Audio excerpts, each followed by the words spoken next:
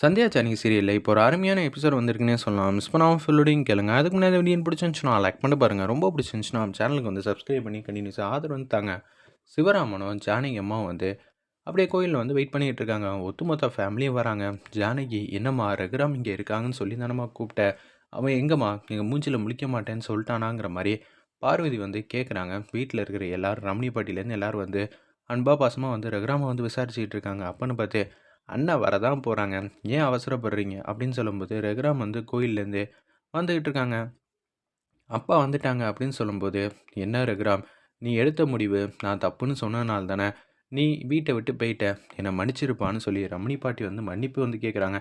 அம்மா, நான் எடுத்த முடிவு தப்புன்னு சொல்கிறதுக்கு உங்களுக்கு வந்து சொல்கிறதுக்கு எல்லா உரிமையும் இருக்குமா, ஆனால் நீங்கள் அதுக்குன்னு மாயா வீட்டை விட்டு போக சொன்னீங்களே, அதுதான் என்னால் வந்து ஜீர்ணிக்கவே முடியல.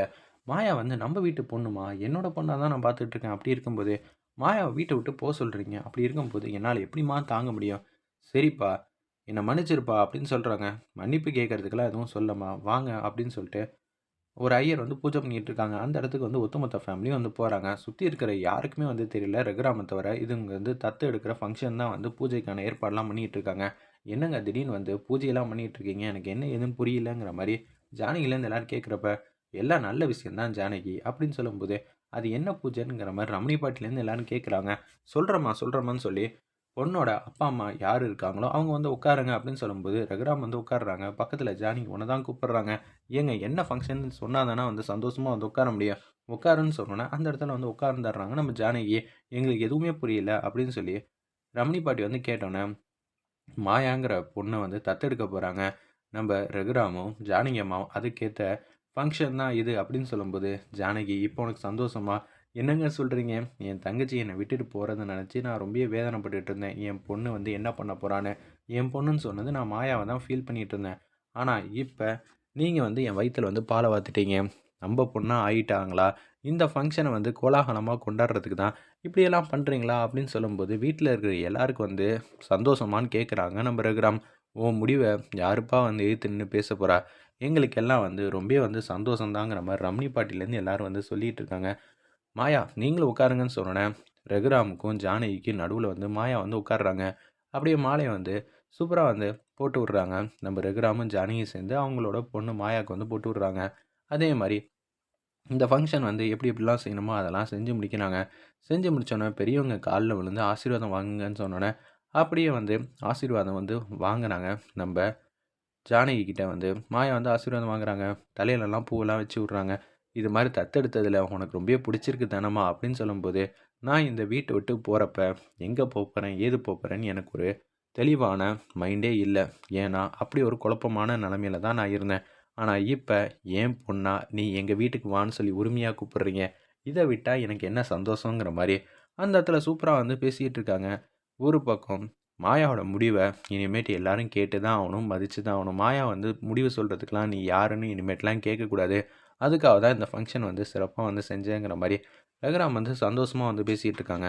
ஒரு பக்கம் உச்சக்கட்ட கோவத்தில் வந்து இருக்காங்க நம்ம சாருமதி. ஆல்ரெடி இவளோட ஆட்டத்தை சமாளிக்க முடியாது. இப்போ ரகுராமோட பொண்ணுன்னு சும்மா வாய் வார்த்தையை தான் பேசிகிட்டு இருந்தாங்க. இப்போ அஃபிஷியலாகவே அவரோட பொண்ணுங்கிற மாதிரி எல்லாரோட மனசுலையும் வந்து ஃபிக்ஸ் பண்ணிட்டாங்க நம்ம ரகுராம். அந்த இடத்துல இனிமேட்டு நம்மளால் எந்த பிரச்சனையும் வந்து சமாளிக்க போகிறோன்னு தெரிலன்னு சொல்லி சாருமதியும் பத்மா பார்வதி 3 பேர் வந்து பயப்படுற மாதிரி காட்டுறாங்க. அந்த இடத்துல உங்களுக்கு எல்லாம் சந்தோஷம் தானேன்னு சொல்லி கேட்டோன்னே, உன் முடிவை கேட்டு எங்களுக்கு எல்லாம் பரம சந்தோஷம் தானே அப்படின்னு சொல்லி பத்மா பார்வதி இவங்கெல்லாம் வந்து சும்மா வந்து நடிச்சுக்கிட்டு இருக்காங்க. அந்த இடத்துல சீனு உனக்குப்பா அப்படின்னு சொல்லி கேட்டபோது எனக்கும் சந்தோஷந்தாங்கிற மாதிரி சொல்லிட்டு இருக்காங்க. மச்சான் இப்போ தான் நீங்கள் கரெக்டான முடிவு எடுத்திருக்கீங்க. இனிமேட்டு ரகுராம் கிட்ட பேசும்போது எவ்வளோ மரியாதையோடு பேசுவாங்களோ அதே மாதிரி மாயா கிட்டேயும் வந்து மரியாதையோட பேசணும். அவளுக்கான முடிவு எடுக்கிறதுலையும் வந்து சுதந்திரம் வந்து இருக்குது. கரெக்டாக வந்து முடிவு எடுத்துருவா. சீனு இனிமேட்டு மாயா எங்கேயுமே போகமாட்டாப்பா, நம்ம கூட தான் இருப்பாங்கிற மாதிரி மணி வந்து ரொம்ப சந்தோஷமாக வந்து பேசுகிறாங்க அந்த இடத்துல. ஆமாம் மச்சான், நீங்கள் சொன்னது எல்லாமே கரெக்டு தான்.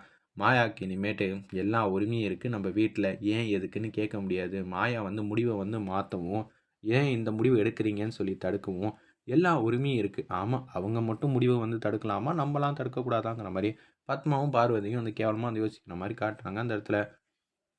எனக்கு இப்போ ரொம்ப சந்தோஷமாச்சுன்னு தனா வந்து அவங்க 3 பேருக்கு நடுவில் வந்து நிற்கிறாங்க. மாயா என்னோட சொந்த சிஸ்டர் ஆகிட்டா, இனிமேட்டு எனக்கு இதை விட்டா என்ன ஆனந்தம் இருக்க போகுதுன்னு சொல்லிட்டு அப்படியே ஹக் பண்ணுறாங்க. வீட்டுக்கு வந்து வராங்க. ஜீப்லேருந்து எல்லாரும் வந்து இறங்கும்போது ஆர்த்தி எடுத்ததுக்கப்புறம் வீட்டுக்குள்ளே போகலாம். ஏன்னா ஏகப்பட்ட கந்திஷ்டியெல்லாம் இருக்குன்னு சொல்லிட்டு அங்கேருந்து வந்து ஆர்த்தி எடுத்துகிட்டு வராங்க. நம்ம ஜானகிம்மா சந்தோஷமாக சிரிச்ச முகத்தோட அப்படியே ஆர்த்தி எடுக்கலான்னு இருக்கிறப்ப, ஜானகி நீ வந்து ரகுராம் பக்கத்தில் போய் நில்லுமா, நான் வந்து ஆர்த்தி எடுக்கிறேன்னு சொல்லி ரமணி பாட்டி வந்து ஆர்த்தி வந்து எடுக்கிறாங்க. சூப்பரா இருந்துச்சுன்னே சொல்லலாம். அப்புறம் அந்த ஆர்த்தி தட்டை வந்து குடுக்குறாங்க பார்வதி கிட்ட. அவங்க ரோட்ல போய் கொட்டுறாங்க. வீட்டுக்குள்ள வந்து உட்காருறாங்க. இனிமேட்டு மாயா நம்ம வீட்டு பொண்ணு தான். யாராலையும், எதாலயும் மாத்த முடியாதுங்கிற மாரி சொல்லும்போது, சாருவுக்கு க்ளோஸ்அப் வந்து வச்சுக்கிட்டே இருக்காங்க. அந்த இடத்துல அவங்க வந்து மூஞ்சி வந்து சின்னதாயிட்டே இருக்குன்னே சொல்லலாம். இனிமேட்டு கவலையே இல்லாம இருக்கலாம். மாயா, நீ இனிமேட்டு உன்னோட முடிவ சொல்றதுக்கு தயக்கமே பட வேணாம். எதுவா இருந்தாலும் டைரக்ட்டா வந்து சொல்லலாம் அப்படின்னு சொல்லும்போது, ஏற்கனவே இவ இவ்வளோ பிரச்சனை பண்ணிக்கிட்டு இருப்பா. இதுல இந்த மாதிரி விஷயத்த வேற சொன்னா என்ன ஆக போகுதுன்னே தெரியலங்கிற மாதிரி தான் யோசிச்சுட்டு இருக்காங்க. அப்பன்னு பார்த்து மகாலிங்கம், அப்புறமேட்டு புவனேஸ்வரி, அவங்க அண்ணன் எல்லாரும் வந்து தாம்பூல தட்டத்தோட எடுத்துகிட்டு வந்துகிட்டு இருக்காங்க.